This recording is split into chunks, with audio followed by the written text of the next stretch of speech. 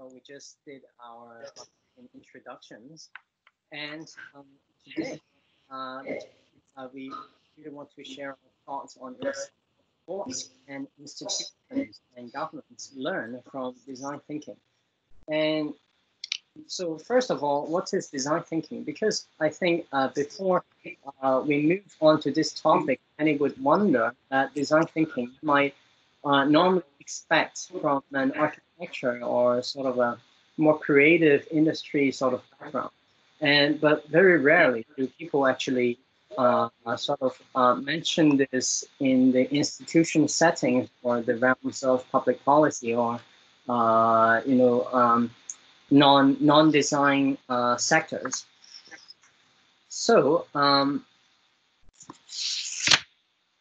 So the concept of design thinking really surrounds the three parts. So the first part, from this diagram, you can see the three big circles, right? So the first one will be the people. So it's very human-centered design. And second is the business, and the third is the technology. And revolving around these parts, you have innovations of different sorts. And the first innovation would be the functional innovation, and the second innovation would be emotional innovation. So emotional innovation would mean how to make innovations through rethinking the reactions of people, the psychological side of the people. So it's also about the people. And the third one is the process innovation. And facilitating all these processes would, I would generalize as design thinking.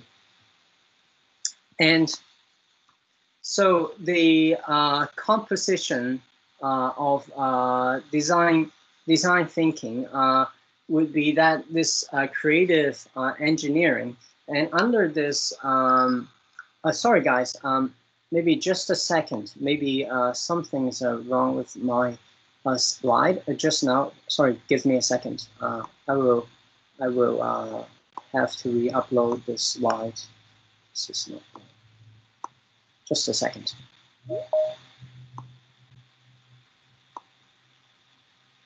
Okay. There's something wrong.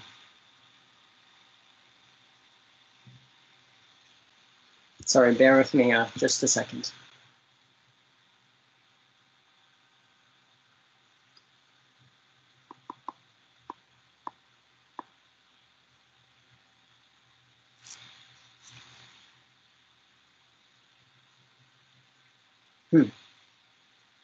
Still good.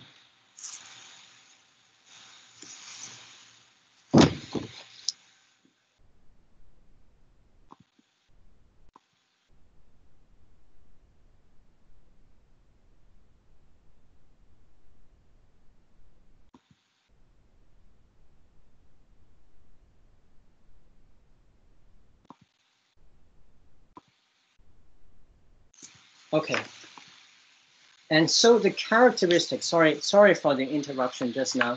And the characteristics of design thinking is really about that it's very purposeful, it's very goal-oriented, that it's objective-based, and it's about the clarity within the process to deliver a simple solution, but a very powerful solution. And its second is an explorative interaction. So it means that is to explore something new. It's about discovering new things. And the third one is it's complex and is self-reflective, and it's an evolutionary creative process. So it is not a one-off process for designing a product or producing anything. It's evolutionary. It's kind of like an organic compound, if you would imagine that way. And the fourth is that it facilitates sort of unpredicted large-scale patterns. So it is not just about designing something small. So it is resilience to larger kind of risks and large-scale patterns, as here said, and the information processing and the adaptive behavior in the learning process. So much like the neural process in a human, is very adaptive. And to generalize, the process is a cycle of 6 steps. So analysis and synthesis and evaluation, decision, optimization, revision, and implementation. And these are the theories for design thinking. And but where will really institutions benefit from such design thinking? And I've generalized, conclude to 2 directions for how institutions can benefit from design thinking.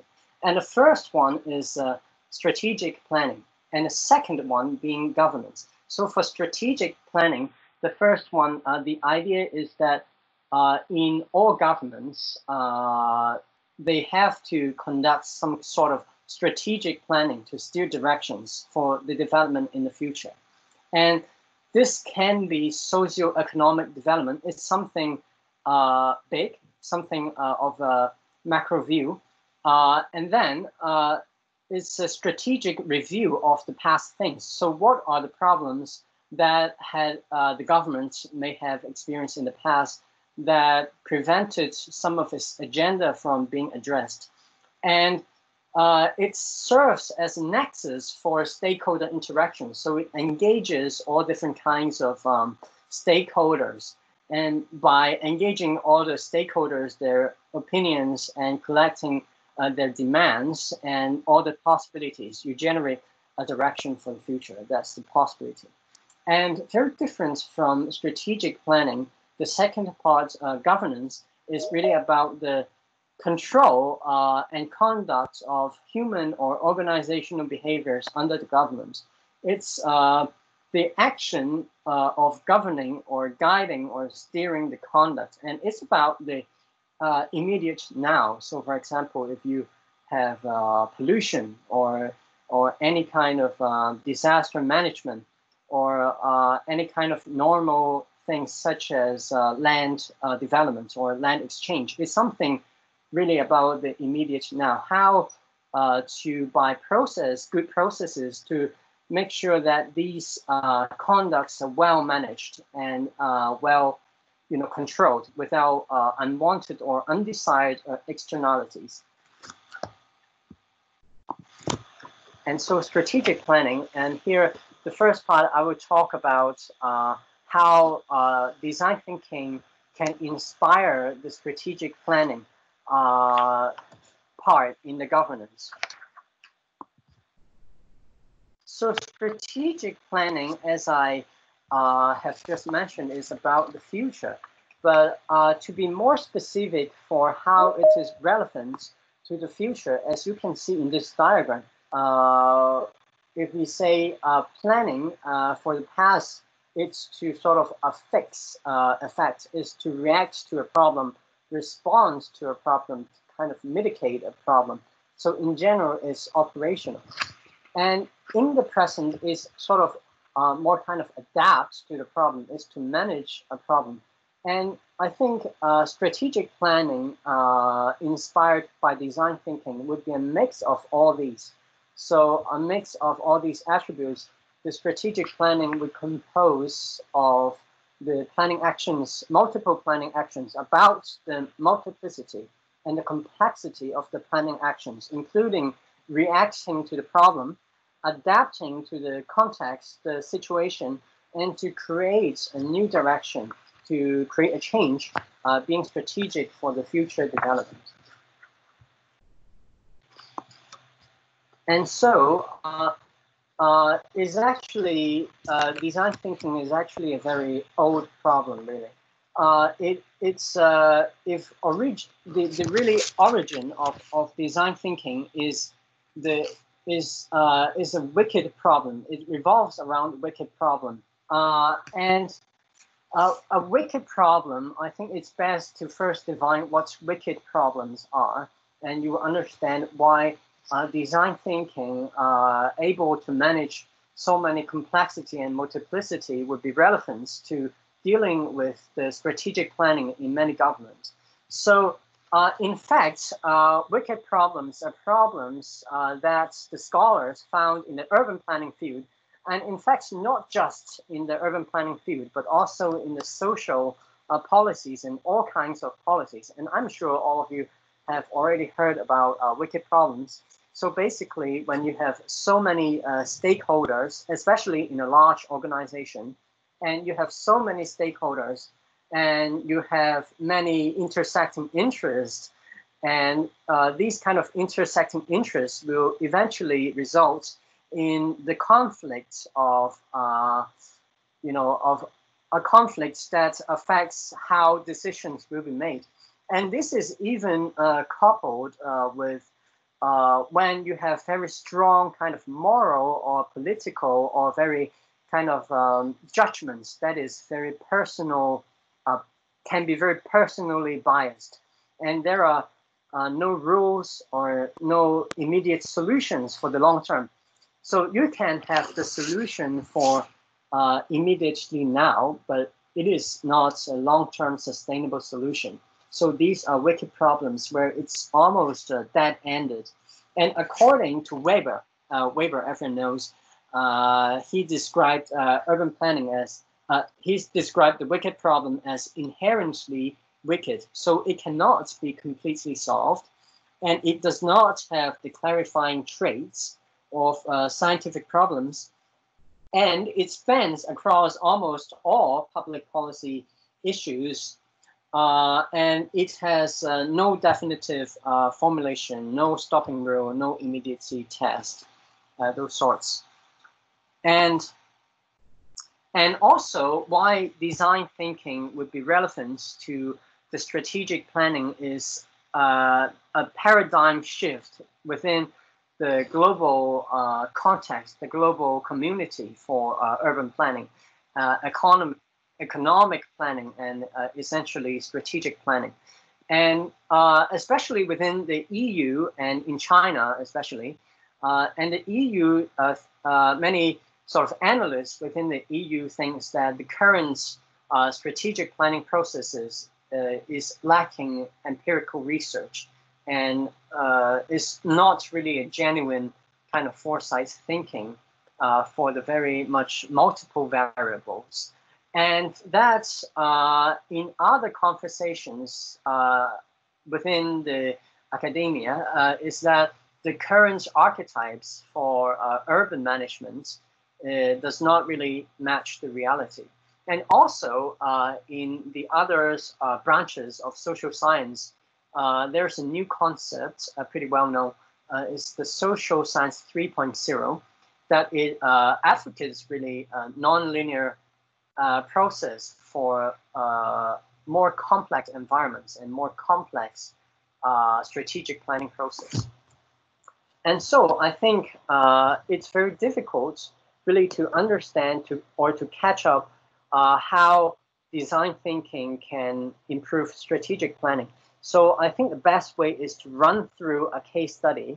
And here I chose China as our case study for how design thinking can indeed improve or inspire the strategic planning process of a country or even a state or a city. So why do I choose China? Design thinking and strategic planning, the wicked problems part, is very much characterized by its complexity and multiplicity and intersecting conflicts. And in China is such a large country with 1.4 billion population, and also it's a developing state, so that it has a lot of transitional factors. And when a country is in transition, it has a lot of priorities, and sometimes these priorities are in conflict. And also right now is almost as a nexus in the global politics. So within the internal environments, the and external political landscape, the multiplicity and the complex environment makes it a very good choice for case study for why design thinking or how design thinking can be used in strategic planning. And first, a summary before moving into different parts that would be too confusing.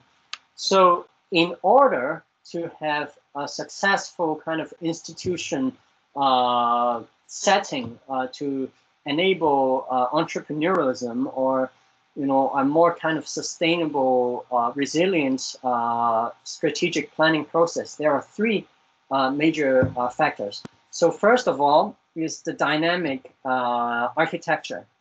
So the dynamic architecture really includes the autonomy regional localities enjoy, and it needs to have some sort of a flexibility within the institution.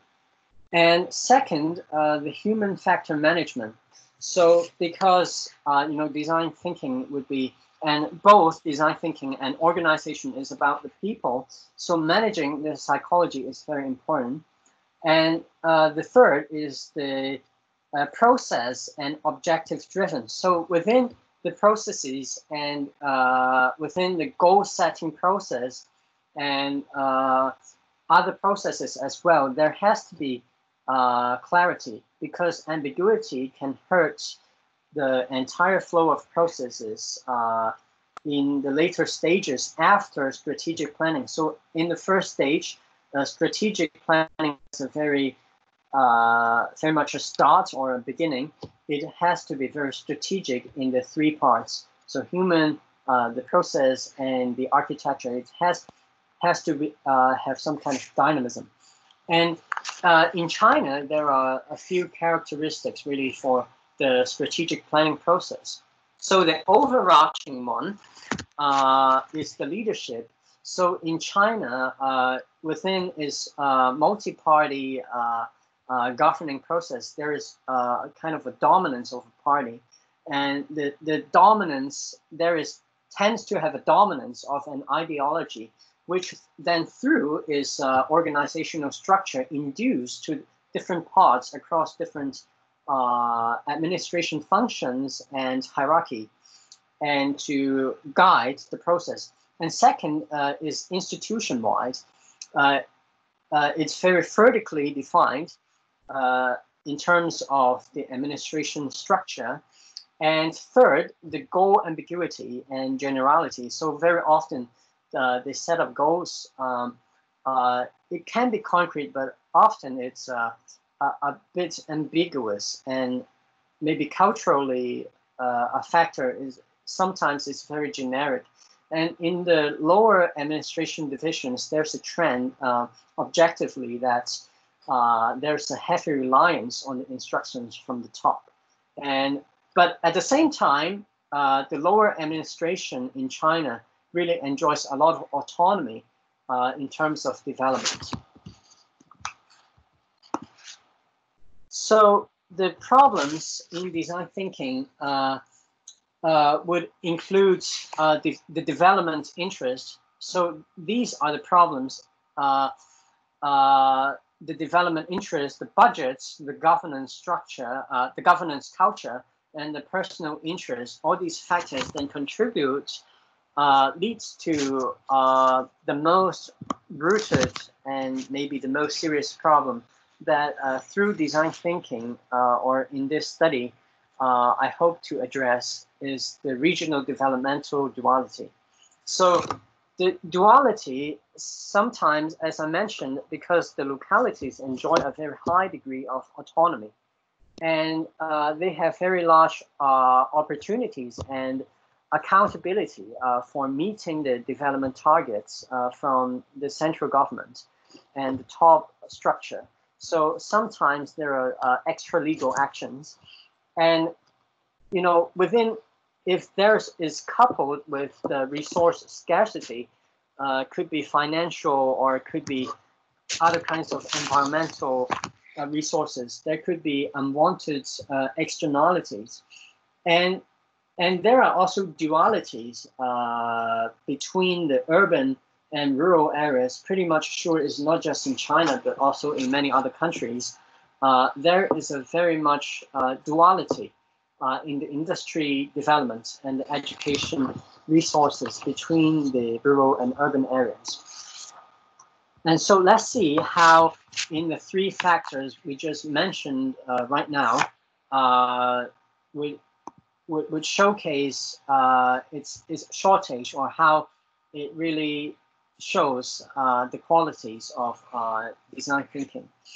And so first of all, maybe surprising to some of you, actually China has a very dynamic strategic planning process architecture.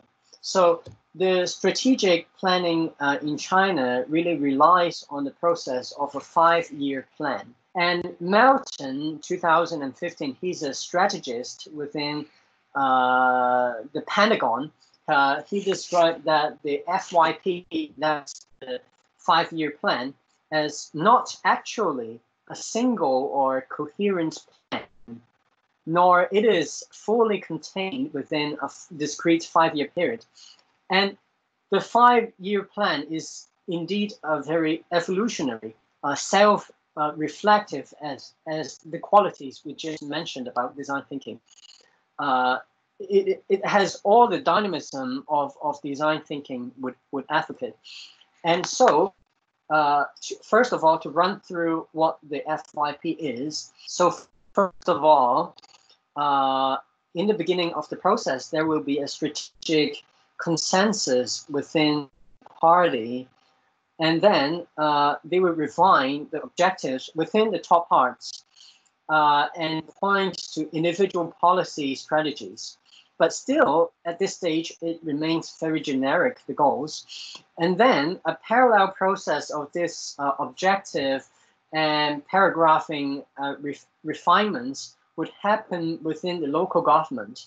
And then after this, there will be an interactive process between the local governments and the top level governance in China to exchange the insights for development, and then resulting in the individual paragraphs from the localities.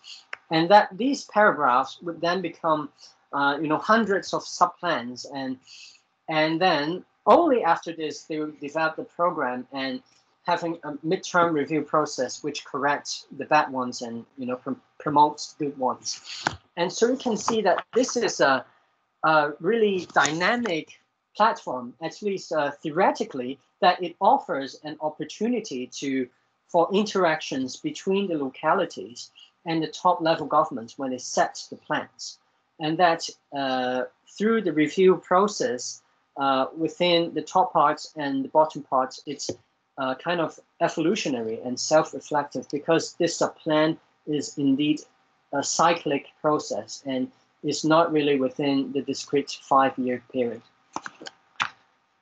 But for the second factor, which is the human factor management, this is kind of constrained for government, because the government structure in China, this is the on your left of the screen, is the structure of the government. It's more emphasizes the box and lines, and through the box and lines and this vertical structure, there is induced accountability through just mentioned right now the evaluation process to sort of evaluate which province or which administration is doing better. So very importantly, keep in mind that this structure, like in many other even developed places, it emphasizes box and lines, and also a division of work and division of functions.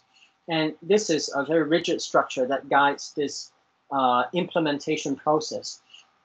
And because it is so much divided, as you can see, through the territorial control, within breaking into the province or the city level or the state, it sparks, kind of promotes regional competition. And in some cases, from my experiences working with the localities and also, promoting a transformation program for the rurals, there is an experience when two provinces agree, the localities want to collaborate on something that's good for the economy, very good for the economy, but then because of the regional competition, they cannot put it ahead.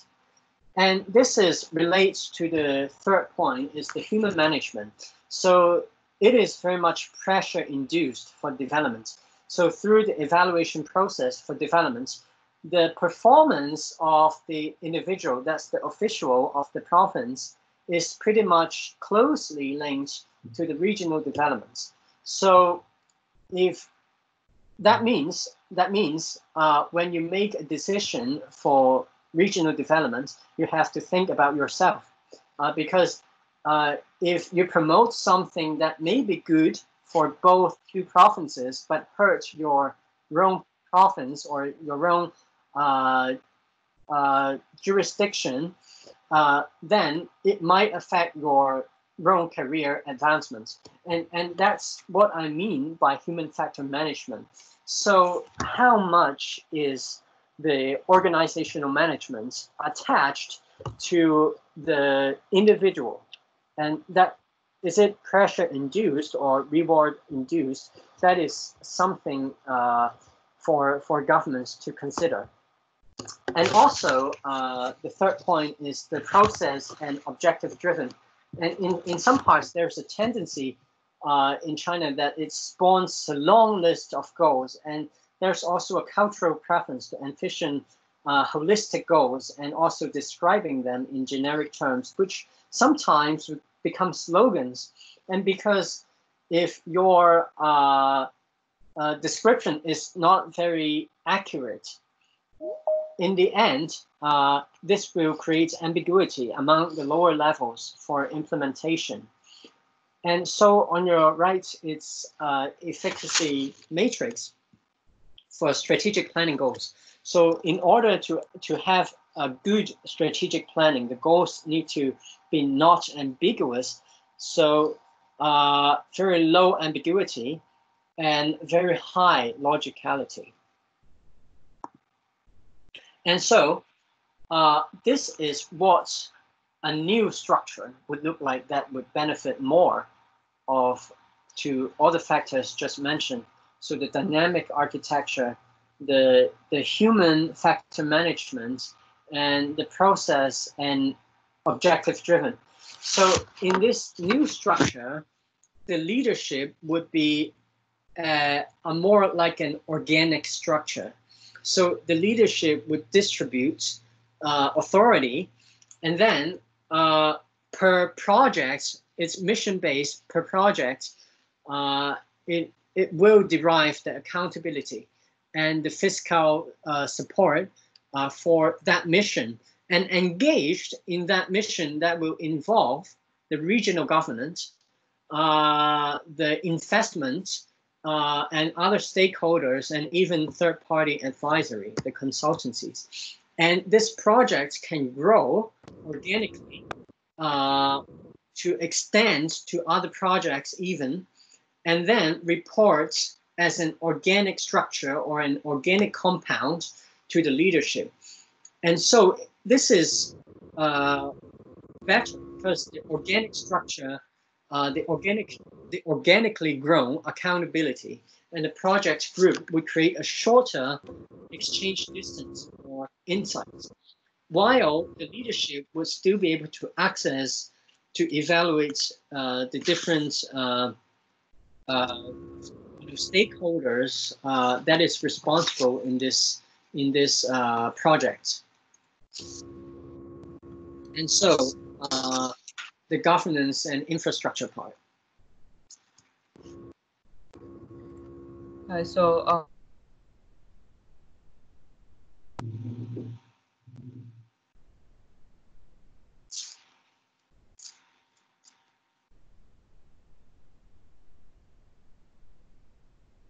We can hear you.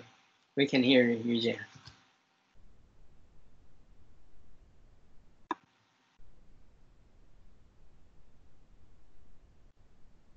I think he needs to reconnect.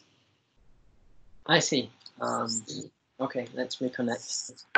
So meanwhile, maybe we can have questions on your. Oh, I see he's connecting right now. He's right back. Okay.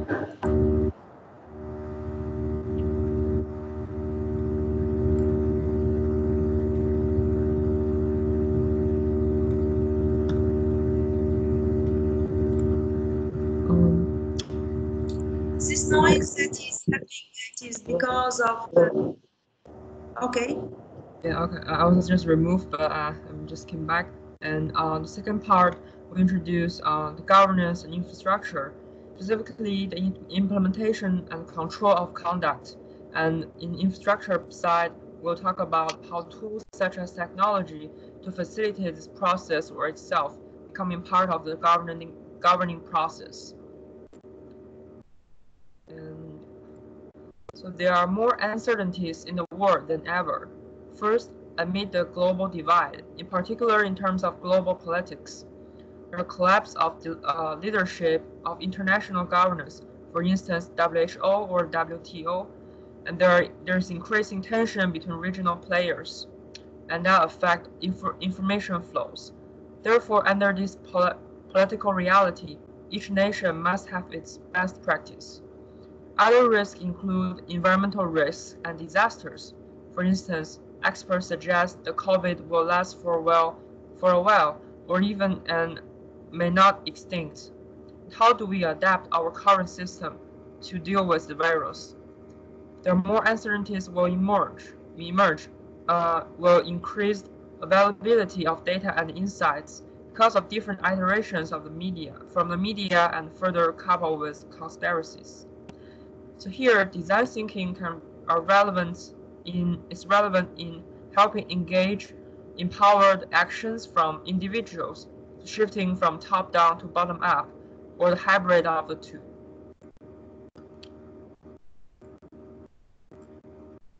In the rapid rise of new generation 5G networks, IoT devices increasingly play a role in the management of societies driven by individual movements and actions. As much as engines has changed the way and the right of way humans move and around places, smart devices such as smartphones and wearables fundamentally transform the mechanics of social networks and information flow. New institutes and regulatory bodies such as MIT's Media Lab, Oxford's Institute of Internet have since emerged around different parts of the world to experiment new governance paradigms for data-driven societies. In the age of data-aware societies, the so-called connected society, individuals are an important source of governance insights. International societies also pay more attention to more dynamic urban management and policing features such as social credits and rewards for better performance in policy evaluation, faster emergency responses, and resilience to global crises. All these factors contribute to justifying incorporating data collection and action prompts into everyday objects. We conclude global infrastructure development in 3 stages. Infrastructure 1 is the static infrastructure including its data. It's a top-down managed system and linear process focusing on evaluation functions. It's usually large-scale, costly, consistent, and highly technical. Second, the mobile infrastructure 2 is leveraging vehicles as sensing platforms, and it's mobile, it's top-down coordinated, but the linear process of evaluation function enhanced with visualization and education. And in the diagram here, the project done in MIT Sensible City Lab is one using the garbage truck as an autonomous boats as sensing platforms in the city to collect environmental data for environmental sensing and analysis. And infrastructure 3, we conceived as wearables as interaction interfaces, such as air masks, phone cases. It forms a dynamic feedback network. It's a bottom-up initiative and forms loops for evaluation, function, visualization, education, and citizen actions. It's usually context scenario specific and low cost, real time, target engaged with everyday objects. To explain this further, we want to iterate through our pioneering experiment with air mask as an infrastructure. We call it the Internet of Breath.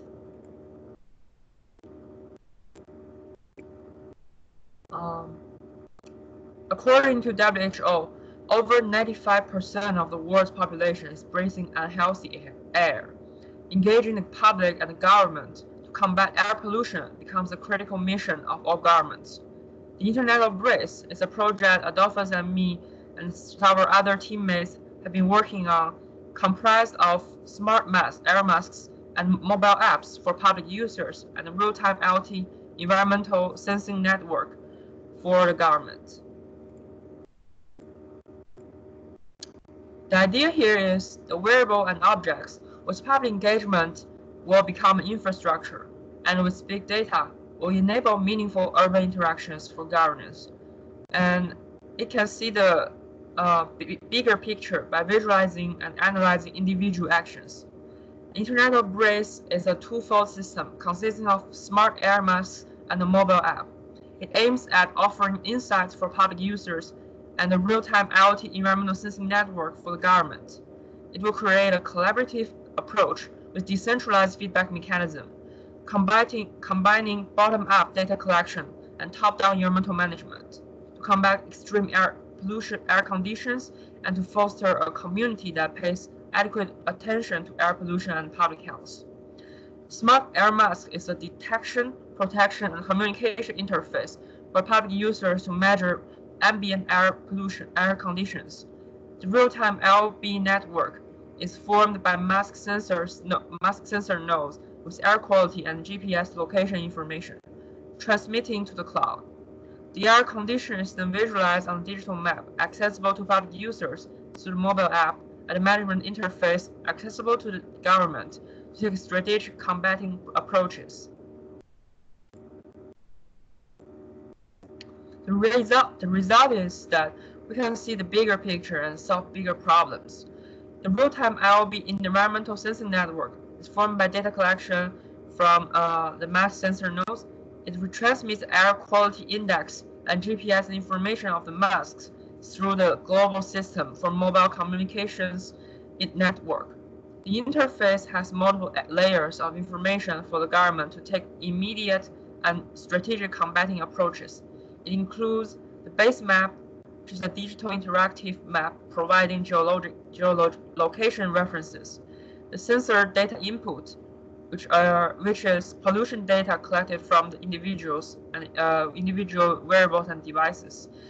The pollutant distribution layer is to simulate pollution in different regions. Evaluation route provides evaluation routes that could handle large traffic influx and outflow for personal evacuation and material logistics. The infrastructure network layer is for facilities, resources, and services.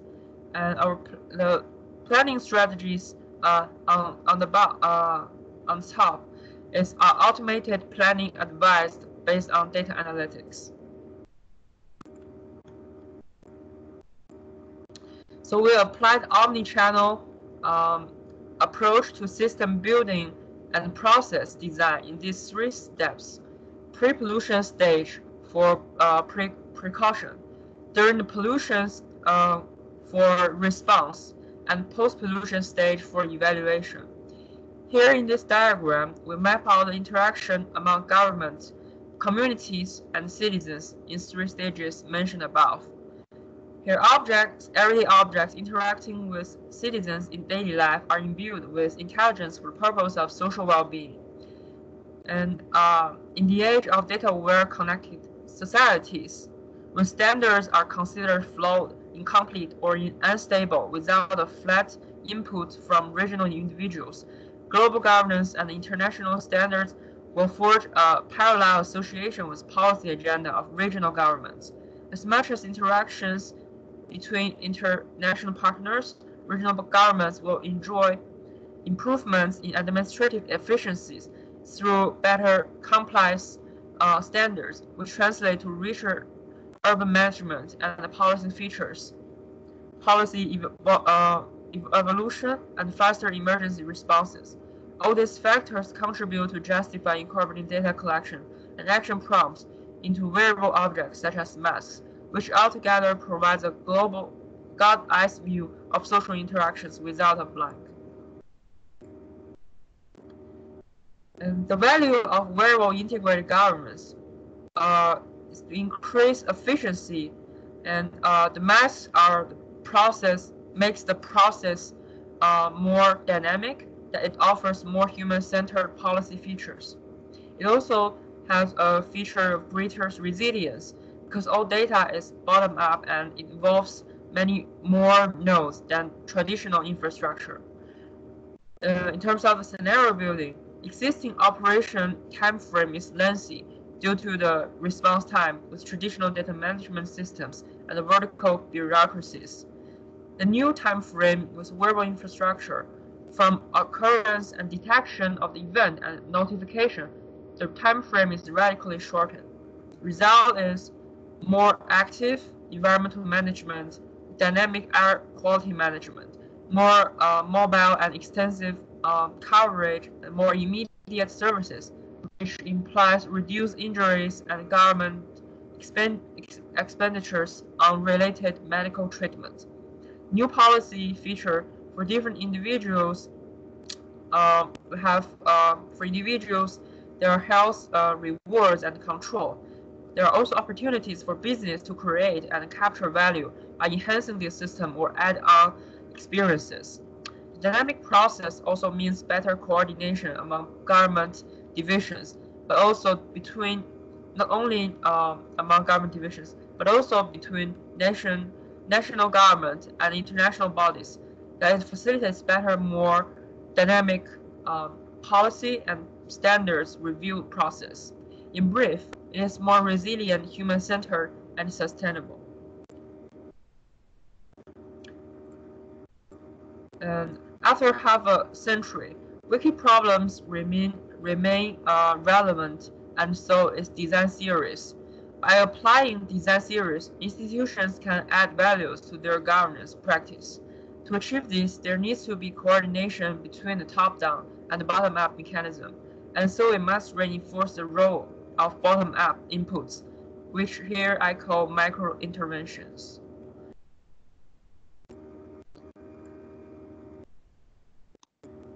Okay, thanks, Yujie. So maybe I can make a summary for this presentation, and it's that design thinking can enhance governance and strategic planning in these ways, and these factors really makes from design, inspired by design thinking, makes governance and strategic planning better. Are these three: dynamic architecture, so the organization architecture itself, it needs to have a lot of dynamism, and second, it needs to be human-centered, that it has human factor management, and the third is process and objective-driven. And combining these three, we can result in better coordination within the governance and within the strategic planning process. And to conclude, in what ways, like actual ways, design thinking would imbue policy, actions or principles. So first, the people responsible need to focus on human values and then visualize overtelling, promote experimentation, and need to be very attended to the process, and radical collaboration. So collaboration between parties, relevant parties, and also parties you might not already been thinking, and needs to be very action driven and create clarity from complexity. So reduce complexity to good clarity solutions. And so design thinking will reshape governance and institutions by enabling many more small interventions. And that's the end of our sharing today, and maybe give it back to Professor Adam. Thank you, Adolphus and Yujie, for your presentation and your talk about design thinking and governance, and how it will be useful in managing institutions, countries. As you have explained, I will start by myself giving you my first question, and then I'm waiting for our participant to kindly write their questions in the chat box, or if you would like to raise your hand to ask your question by yourself, you also have this option. So I will start asking you, Adolphus or Yujie, accordingly. So applying a crisis approach to design thinking, okay? What if we want to apply crisis approach to design thinking and speaking about COVID-19? So how design thinking can be used to help societies, countries to keep the social distancing? So this is a first question, given we are living in this lockdown now, and we need to use the design thinking to manage the COVID-19 crisis from a crisis approach. What you are thinking about this? So, so first of all, I think this is I will start and then supplement it by Yujie, because he's also a specialist in healthcare industry. I think really. The COVID-19 here, the challenge is first of all, the resources, and second, the information are really segmented within the international society, and even within the local or, community of a smaller scale. So information and resources are kind of lacking. And so I think for design thinking, this is really about how to manage the resources from multiple sources and manage many different stakeholders, because in this COVID, because of the resource scarcity and many other social problems, it leads to kind of conflicts also within the society. So design thinking really applying the core would be the multiplicity and the complexity that the government can create platforms and initiatives to kind of bridge different stakeholders and different interests, different resources, to make the connections to enable a better kind of process flow, or make changes in the value chain. And I don't know if Yujie wants to add anything.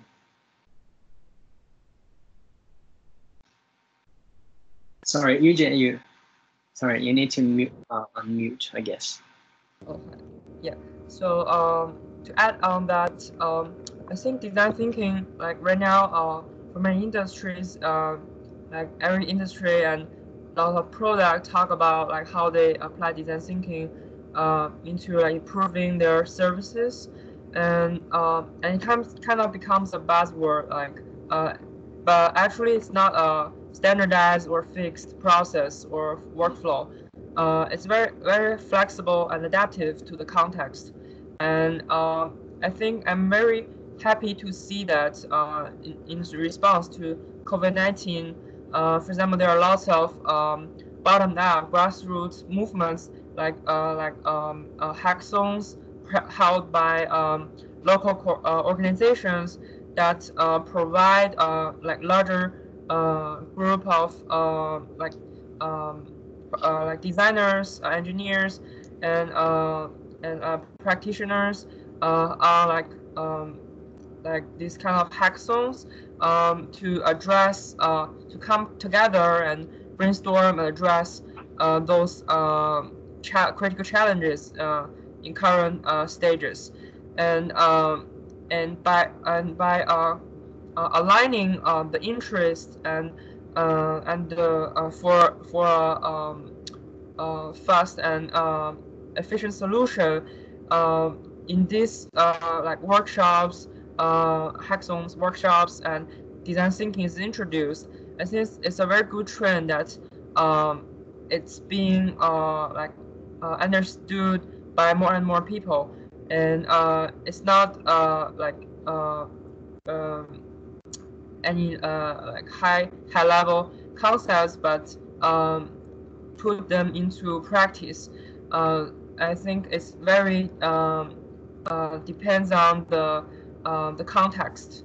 So I see there are local organizations that provide those hackers about insights and what kind of problems, the real problems are there, and people come together based on that to address problems together by aligning their mindset with design thinking. So I think that's a very good trend, especially in the current COVID situation. And design thinking is spread to like more and more people and more accessible to larger group. Okay, thank you, Adolphus and Yujie, for your answer. So now I am asking our participants, if you do have questions, please, would you write in the chat box? Or if you would like to ask your questions by yourself, you can raise your hand. Any questions?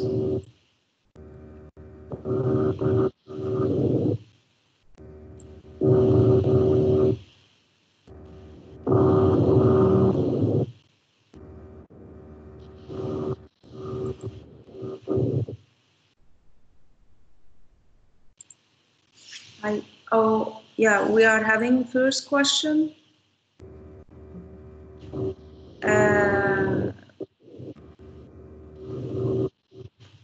So I see the question.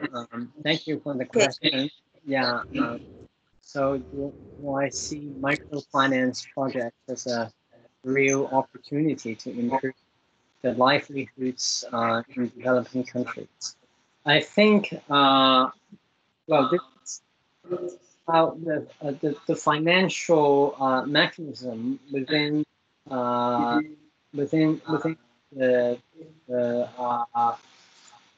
development context, and previously also seen many different kinds of microfinancing options, and especially there's a in Wang. So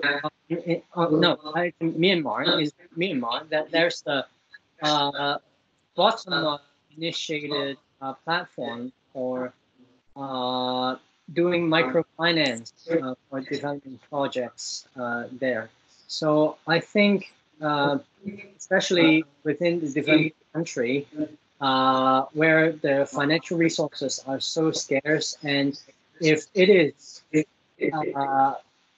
I mean, fundamental condition for starting the developments. I do believe that the microfinance is an option for improving the livelihoods in developing country, and I would appreciate if you see any concerns with the microfinance projects, because I would also be very curious to know any, because from what I know, it's been doing great in the developing country.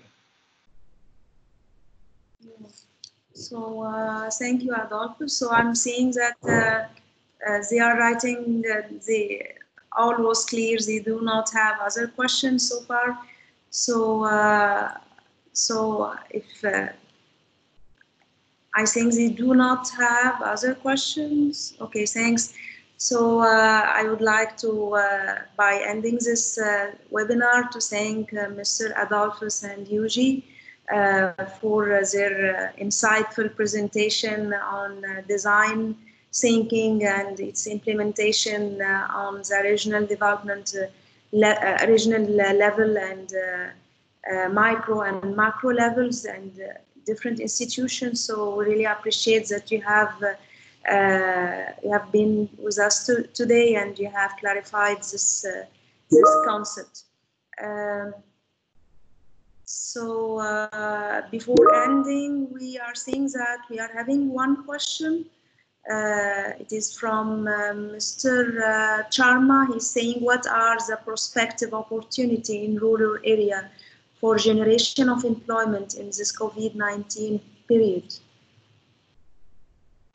I think there are many opportunities for the rural areas as well, and especially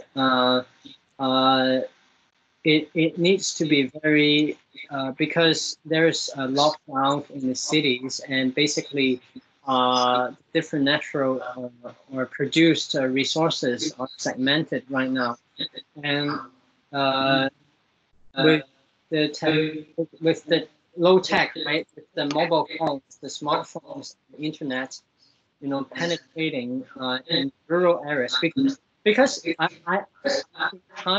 China there is good internet in the rural areas, and there are the preconditions for setting up an internet-based business.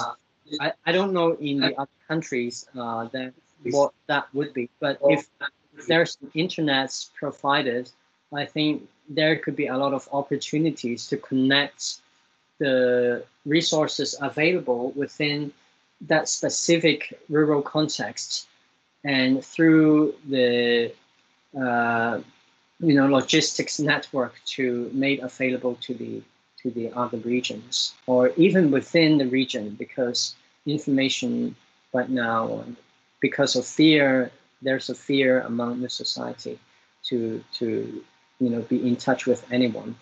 And I think the technology really can help to take a role in helping that.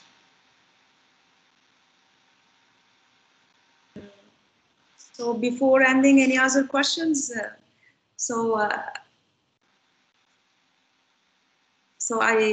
I would like to thank you all the participants and thank our two special guests today from China. I would like also to, before ending the lecture, I'm sharing with you this form for your evaluation for our lecture today. So our webinar today. So kindly please share your opinion about our today's webinar.